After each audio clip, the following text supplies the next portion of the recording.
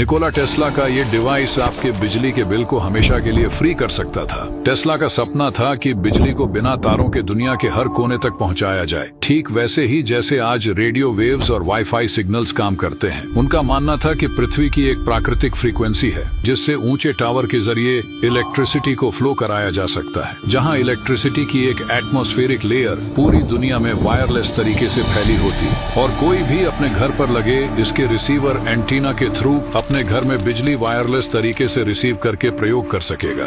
यह टेस्ला का dream project था जिसके जरिए वह दुनिया के हर घर को फ्री इलेक्ट्रिसिटी देना चाहते थे। उन्होंने इस पर सबसे बड़ा एक्सपेरिमेंट वार्डनक्लिफ टावर के जरिए किया, लेकिन यह सपना कभी हकीकत में नहीं बदल सका। पर आखिर क्यों, और क्यों इसके पीछे एक बहुत बड़ी साजिश थी? आइए समझते हैं इस महान इन्वेंशन की कहानी।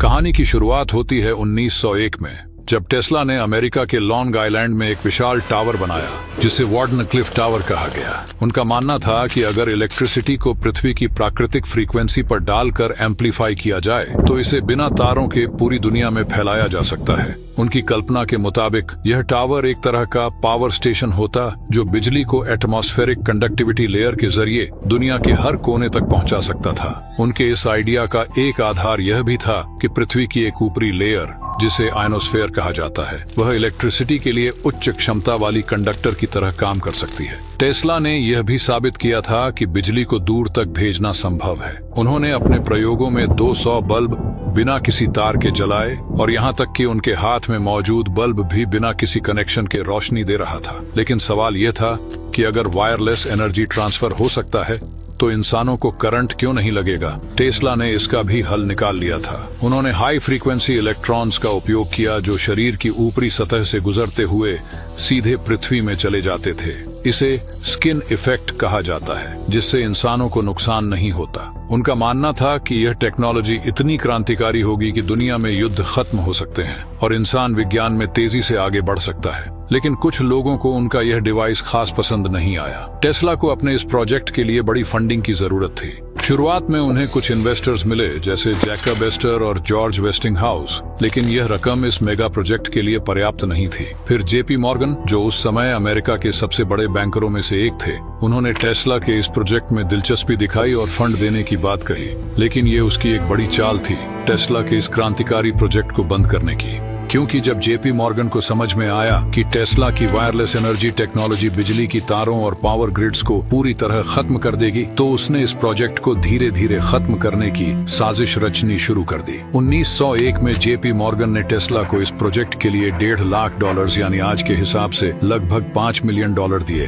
तो उसने चालाकी से बदले में टेस्ला की कंपनी के 51% शेयर खरीद लिए। टेस्ला को उस समय जेपी मॉर्गन के इरादों का कोई अंदाजा नहीं था। जेपी मॉर्गन जनरल इलेक्ट्रिक का मालिक था और उसकी कई बड़ी कंपनियां इलेक्ट्रिक तारों, स्टील, इंसुलेशन, कोयला और पावर ग्रिड्स पर निर्भर थीं। अगर टेस्ला सफल हो जाते तो इन कंपनियों की जरूरत ही खत्म हो जाती और मॉर्गन को अरबों डॉलर का नुकसान होता। इसलिए मॉर्गन ने टेस्ला की फंडिंग बंद कर दी और उनके बारे में इन्वेस्टर्स और बैंकों को यह कहकर गुमराह किया कि यह प्रोजेक्ट असंभव है। उन्होंने बाकी इन्वेस्टर्स को भी मना कर दिया कि वे टेस्ला में पैसे न लगाएं। टेस्ला को अब अपने टावर को पूरा करने के लिए और पैसे की जरूरत थी, लेकिन जेपी मॉर्गन ने साफ मना कर दिया।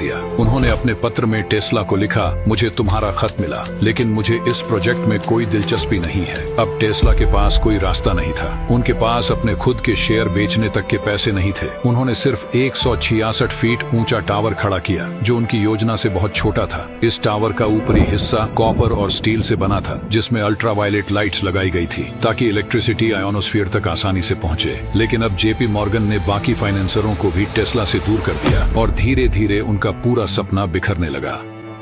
फिर भी उन्होंने एक आखिरी कोशिश की। 14 जुलाई 1903 को टेस्ला ने अपने टावर को रात में चालू कर दिया और पूरे लॉन्ग आइलैंड के आसमान में तेज बिजली चमकने लगी। यह रोशनी कई दिनों तक हर रात दिखाई देती रही। किसी को समझ नहीं आया कि टेस्ला आखिर क्या साबित करना चाहते थे, लेकिन शायद यह उनकी इस तकनीक को दुनिया के सामने लाने की आखिरी कोशिश थी। परंतु पैसों की कमी के कारण उन्हें 1906 में यह प्रोजेक्ट बंद करना पड़ा। 1911 में टेस्ला को अपनी पूरी रिसर्च लैब गिरवी रखनी पड़ी, लेकिन कोई लाभ नहीं हुआ। धीरे धीरे उनकी मानसिक स्थिति बिगड़ने लगी। 1912 तक उन्हें ओसीडी जैसी समस्याएं होने लगी। वे हर चीज को अत्यधिक स्वच्छ रखने लगे, बार बार हाथ धोते, खाने के लिए 18 नैपकिन रखते और कई बार उन्हें अनजान आवाजें सुनाई देने लगती। 1934 में उन्होंने डेथ रे बीम नामक एक तकनीक पर काम करना शुरू किया, जिससे एक साथ 10,000 हवाई जहाजों को नष्ट किया जा सकता था। उन्होंने इसे कई देशों को बेचने की कोशिश की, लेकिन कोई सरकार इसमें दिलचस्पी नहीं ले रही थी। फिर 1943 में एक दिन टेस्ला की न्यूयॉर्क के एक होटल में अचानक मृत्यु हो गई। लेकिन इससे भी अधिक चौंकाने वाली बात यह थी